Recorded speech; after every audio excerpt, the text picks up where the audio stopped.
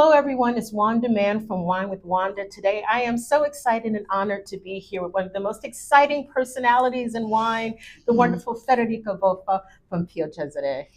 Thank you, Wanda. It's a nice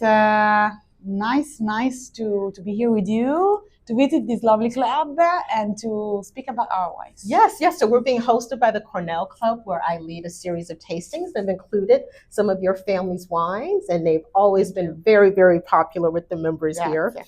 But you are a fifth generation vintner, which is pretty impressive, that longevity of a family business, still family owned, making these iconic wines. Yeah, our winery was founded back in 1881, and even if our story has almost reached 145 years, Wow.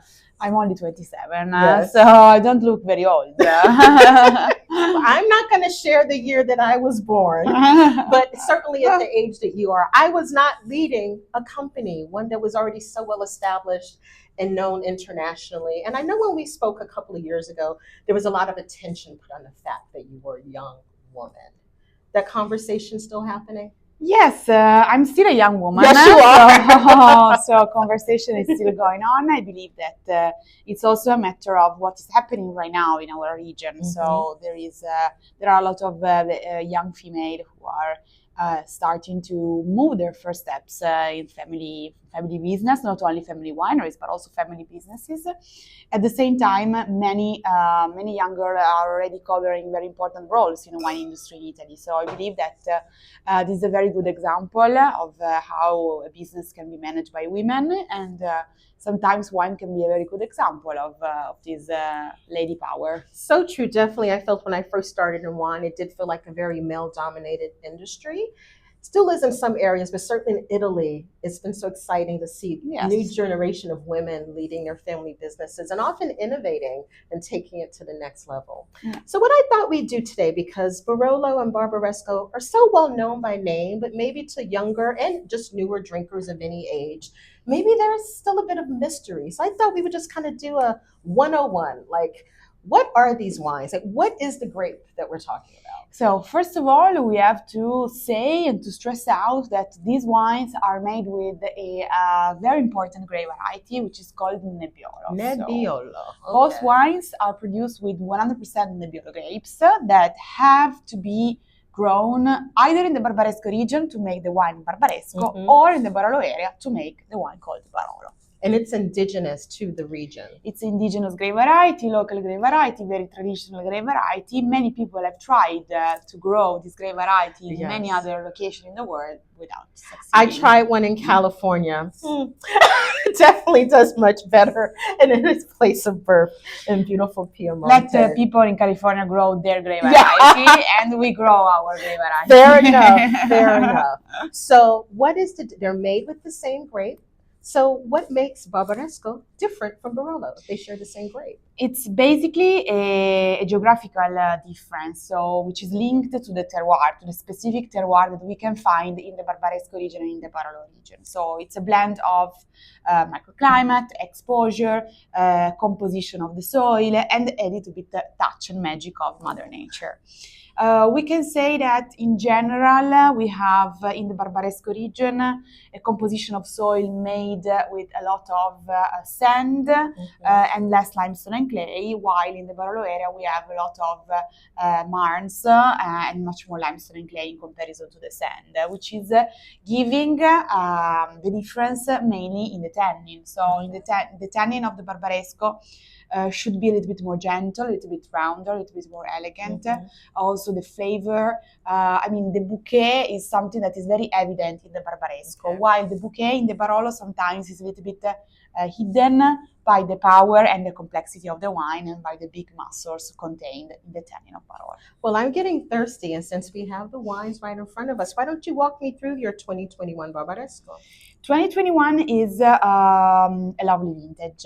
Is really, really something that we love because we can breathe, we can find the classical expression of Nebbiolo, but at the same time we can also experience the contemporary expression, which is given to the situation which is happening in the vineyard nowadays with the changing of climate. Actually, a couple of minutes ago, we have described the general difference between Barolo and Barbaresco. However, we can say that the Barbaresco from Pio Cesare is a little bit an exception to the rule. Ah, okay. This is a reason driven by terroir and the fact that to make our Barbaresco, we concentrate mainly in the southern area of the Barbaresco region, in the village of Treviso, where we have a slightly more powerful soil, very high elevation, very steep vineyards, very steep slopes, meaning that the expression of Barbaresco from Pio Cesare is a little bit more powerful, more rich. The tannins are a little bit more evident, especially when the vintage is very young, like 2021. Yes. And that's so interesting. 2021 was 4 years ago, but in terms of these wines, which have tremendous aging power, of course, it's still a baby. 2021 is a great example of the aging potential of Barolo and Barbaresco. So this is definitely a vintage which will last for many years. But what's great, it is very approachable now without sacrificing that kind of structure and complexity. But the fruit is there, it's fresh, it's lively. Indeed, also especially in the Barolo, so our Barolo 2021, our classic Barolo, which is a blend of different vineyards. I call it classic because it is made in a classical way, meaning it is a combination of different vineyards. It's not a single vineyard, but a blend of multiple exposure. Even if the vintage is very young, we can already appreciate. We can already feel a little bit of elegance. We can feel the roundness of the tannin in the mouth. This is definitely due to the climate change. So the fact that we have warmer climate, warmer temperature, giving us the possibility of harvesting the Nebbiolo when it has completely reached its ripening. So we, at the same time, we do not, thanks to this expression of the climate, we in the cellar we don't make a lot of things. We just let the wine age, let the magic happen in the wine. I love that. Even though it's one grape, the fact that it's coming from 9 different areas, it's really kind of this tapestry showcasing different aspects. Yes, so the approachability and the drinkability is also given by the fact that this is a blend. So we have 9 vineyards coming from 5 villages. So we are catching and combining the big diversity of our region. So with the blend, we can really combine, for example, the austerity with the concentration, the power with the elegance, the red ruby expression of the wine, color of the wine with a very nice expression of red and also black fruit notes. And the blend is also giving us the possibility of recreating a very faithful picture and expression of the totality of the Barolo area, rather than concentrate on only one single site. We instead concentrate on the appellation as a whole, creating a wine which is a very complete wine. I love it. I think the important message here is also for newer drinkers. Don't be afraid, because when I first started drinking wine and the first time I had Barolo and Barbaresco, I was a little intimidated because they're such iconic wines.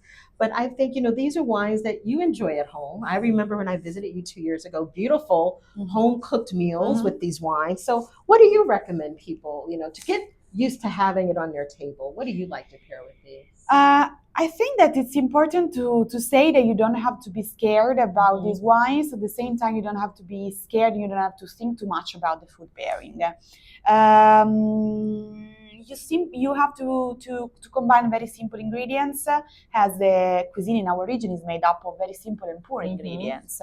So just a little bit of cheese, a little bit of olive oil, a little bit of very good bread, a little bit of pasta maybe, a little bit of white truffle. Okay, why not? White truffles, why not? But make it very easy, make it very simple. You will enjoy your meal. Simple, easy, but elegant and authentic, right? So treat yourself. Get out there and buy some beautiful wines. Try Pio Cesare, you won't be disappointed. Thank you, Federica. Cheers. Cheers. Thanks for watching.